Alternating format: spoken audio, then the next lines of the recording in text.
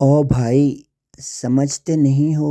محمد صلی اللہ علیہ وسلم انسان نہیں ہے، جیسے جبرائیل انسان نہیں ہے اور نہ ہی فرشتہ ہے۔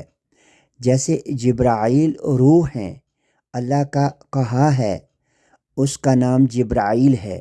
اسی طرح محمد رسول اللہ صلی اللہ علیہ وسلم وہ اللہ کا کہا ہے، اللہ کا رسول ہے، وہ کوئی انسان نہیں ہے۔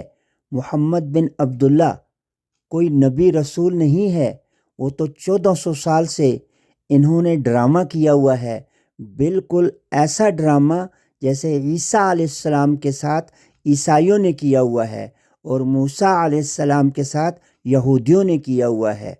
یہ ڈرامے باز ہیں اور آپ ان ڈراموں میں شامل ہو۔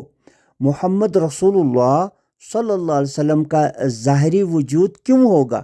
کیا الفاظ کا وجود ہوتا ہے؟ الفاظ کی روح ہوتی ہے یا سمجھ ہوتی ہے؟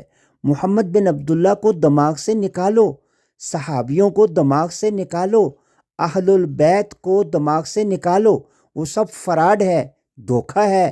ہمارے اصل نبی رسول جو ہیں وہ قرآن کے اندر ناموں کے ساتھ ہیں۔ ہمارا پہلا نبی آدم علیہ السلام، اور پھر رسول نبی نوح علیہ السلام ہے، پھر ابراہیم علیہ السلام ہمارے والد ہیں، باپ ہیں روحانی۔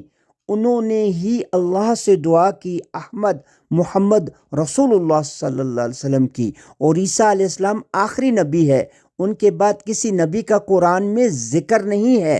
عیسیٰ علیہ السلام نے اپنے بعد آنے والے ایک رسول کی خوشخبری دی، وہ رسول احمد ہے، محمد صلی اللہ علیہ وسلم ہے، جو ایمان والوں کے نفوس کے اندر روحانی طور پر موجود رہتا ہے۔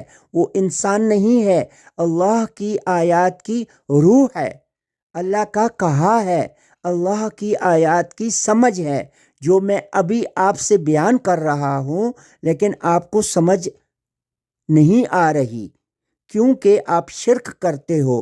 آپ اللہ کے رسول جو کہ محمد رسول اللہ صلی اللہ علیہ وسلم ہیں، اس کے ساتھ محمد بن عبداللہ کو ملاتے ہو، یہ شرک ہے۔ حاضر نبی قرآن میں ہمیشہ سے جو ہے وہ بشر ہے۔ سورہ شورت کی آیت 51 اور 52 میں وہ حاضر نبی ہے جو ہمیشہ قرآن میں رہتا ہے، قرآن کا نبی ہے، اور جو قرآن پڑھتا ہے وہ رسول کے ذریعے سے قرآن کو سمجھتا ہے، اور وہ رسول نبی نہیں ہے، وہ رسول محمد رسول اللہ صلی اللہ علیہ وسلم ہے، جو سورہ آل عمران کی آیت نمبر 164 میں بیان کیا گیا ہے، جو ایمان والوں کے نفسوں کے اندر اللہ مبعوث کرتا ہے، مقرر کرتا ہے۔ وہ اللہ کی آیات کی سمجھ ہے، اللہ کی آیات کی روح ہے، وہ ہے محمد رسول اللہ صلی اللہ علیہ وسلم۔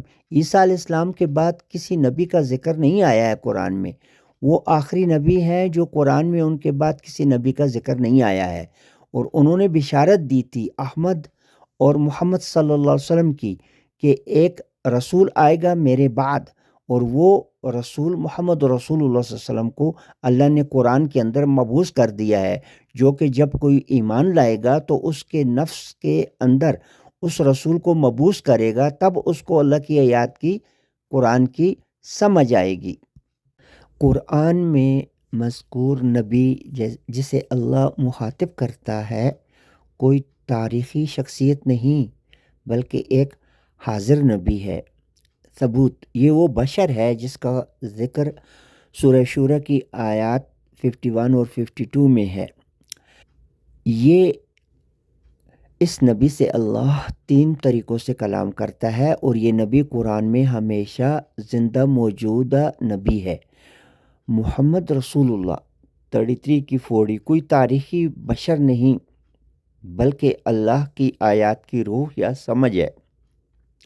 یہ رسول صرف ایمان والوں کے نفسوں کے اندر مبعوث کیا جاتا ہے، اپوائنٹڈ کیا جاتا ہے۔ 3 کی 164 یہ روحانی رسول وہ ذریعہ ہے جس سے قرآن پڑھنے والا جو کہ مطہر متقی ہو، قرآن کی آیات کو سمجھتا ہے۔ خاتم النبیین کا مفہوم، حضرت عیسیٰ علیہ السلام وہ آخری نبی ہیں جن کا ذکر قرآن میں آیا ہے، ان کے بعد کسی نبی کا ذکر نہیں آیا۔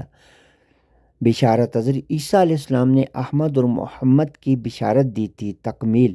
اس بشارت کے بعد اللہ نے محمد رسول اللہ روحانی رسول کو قرآن کے اندر مبعوث کر دیا۔ اب یہ رسول صرف اس شخص کے نفس کے اندر مقرر ہوتا ہے جو ایمان لاتا ہے، تاکہ اسے اللہ کی آیات کی سمجھ آئے۔ آپ کے فہم کے مطابق نبوت، نبی بشر کا سلسلہ عیسیٰ علیہ السلام پر ختم ہو گیا، لیکن رسالت محمد رسول اللہ صلی اللہ علیہ وسلم کی جو روح روحانی رسول کا عمل ابدی ہے اور اندرونی ہو چکا ہے، جو ہر مومن کے تزکیہ اور ہدایت کا ذریعہ بنتا ہے۔